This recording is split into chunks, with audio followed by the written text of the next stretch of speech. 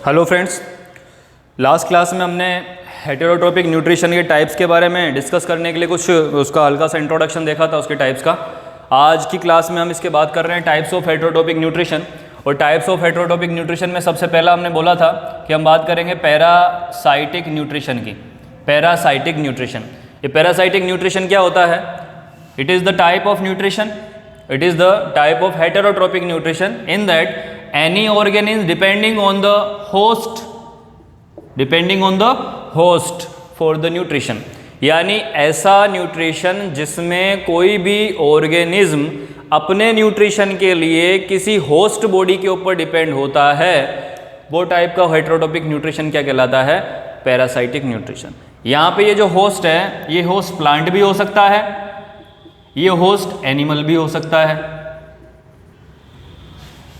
ठीक है, यानी कि the type of nutrition in that any organism depend on host plant और animal body for the nutrition, then it is called parasitic nutrition. ठीक है, such type of organism are called parasite.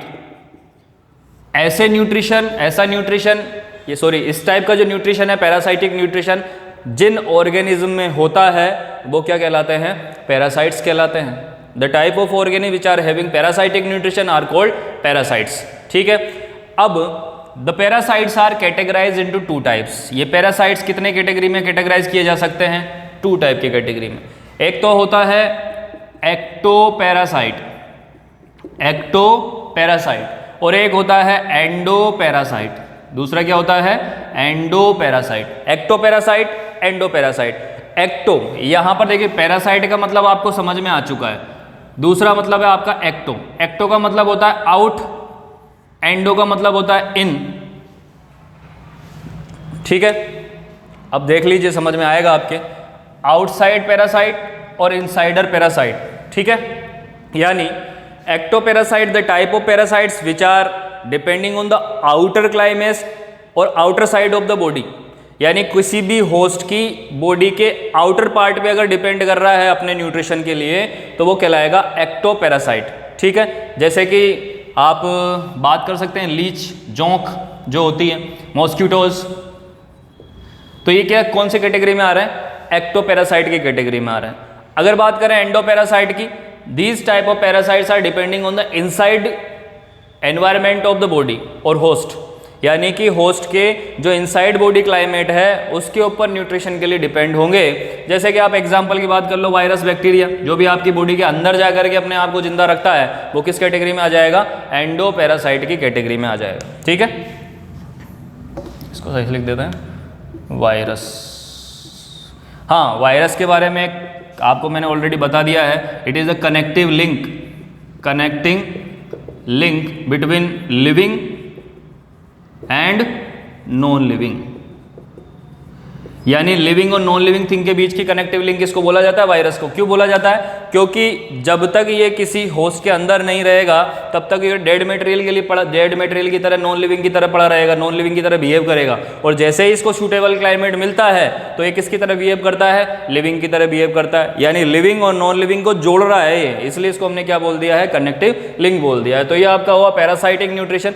Parasitic nutrition में हमने बोला है कि the type of nutrition in that any organ depend on host plant और animal body for the nutrition is called parasitic nutrition and such type of organism are known as parasites. Plant की अगर बात करें तो आपने नाम सुना होगा कसकटा, अमरबेल। ये अमरबेल भी किसकी कैटेगरी में आता है? आपका पैरासाइट की कैटेगरी में ही आता है। तो पैरासाइट दो टाइप के होते हैं, एक्टोपैरासाइट, एंडोपैरासाइट। अगर बॉडी के बाहर की तरफ डिपेंडेंट है तो वो एक्टोपैरासाइट हो गया, बॉडी के अंदर के क्लाइमेट में डिपेंडेंट है तो वो हो गया आपका एंडोपैरासाइट। ठीक है, पैरासाइटिक न्यूट्रिशन के बाद नेक्स्ट न्यूट्रिशन जो है, जो कि आपने ऑलरेडी पढ़ भी लिया होगा छोटी क्लासों में, वो है आपका सेप्रोट्रोपिक nutrition.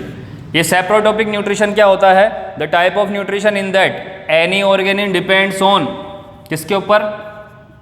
Dead and decaying substance. ये डेड एंड डिकेइंग मटेरियल, मरे हुए और सड़ी गली चीज़ों के ऊपर अगर आपके कोई न्यूट्रिशन में कोई ऑर्गेन डिपेंड करता है, dead and decaying, the type of nutrition in that any organism depends on dead and decaying substance. Dead and decaying substance, मरी हुई और सड़ी गली चीज़ों पर अगर कोई ऑर्गेनिज्म डिपेंड हो रहा है अपने न्यूट्रिशन के लिए तो वो क्या कहलाएगा? Saprotrophic nutrition. Such type of organism are called saprotroph. ऐसे टाइप के ऑर्गेनिज्म क्या कहलाएंगे? सेप्रोट्रोप कहलाएंगे। ठीक है, इसके बाद हमने यहाँ पर एक बात की थी, हम एक रिलेशन की बात कर रहे थे, सिम्बायोटिक रिलेशनशिप। सिम्बायोटिक रिलेशनशिप, देखिए सिम्बायोटिक रिलेशनशिप ये रिलेशनशिप है। रिलेशनशिप का मतलब होगा, रिलेशनशिप कितनों के बीच में होती है? दो या दो से ज़्यादा के बीच में होती है, अकेले से तो खुद से रिलेशनशिप हो नहीं सकती। ठीक है, और रिलेशनशिप जो है वो लिविंग थिंग्स के बीच में ही होनी चाहिए, नॉन लिविंग के बीच में तो हो नहीं सकती। तो यहाँ पर हम रिलेशनशिप की बात कर रहे हैं, तो ये रिलेशनशिप क्या है? This is the relationship of sharing, of sharing, यानी शेयर करने वाली रिलेशनशिप है। किस किस चीज़ को शेयर करेंगे? Shelter and food. यानी कि इस टाइप की रिलेशनशिप में शेयर किया जाएगा। किसको शेयर किया जाएगा? शेल्टर को और फूड को शेयर किया जाएगा। कैसे किया जाएगा? एक एग्जांपल लेते हैं, आपने नाम सुना होगा लाइकेन। लाइकेन, लाइकेन जो है वो एल्गी एंड फंगस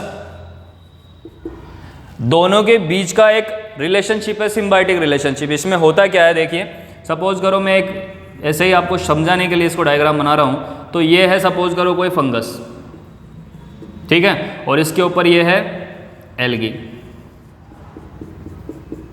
ठीक है, तो एल्गी कैसी है? ये ग्रीन कलर की होती है, और ग्रीन कलर का मतलब क्लोरोफिल अवेलेबल होगा। क्लोरोफिल अवेलेबल होगा मतलब क्या करेगी? फोटोसिंथेसिस करेगी। तो ये जो एल्गी है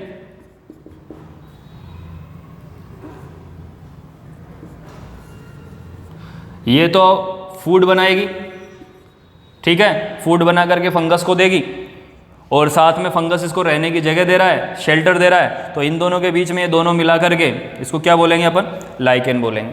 यानी lichen is a symbiotic relationship between algae and fungus, in that algae is providing food and fungus is providing shelter. इसके अलावा एक और एग्जाम्पल आप यहाँ पे देख सकते हो सिम्बायोटिक रिलेशनशिप का, वो एग्जाम्पल है आपका लेग्यूम प्लांट। ये आपका फर्स्ट एग्जाम्पल हो गया।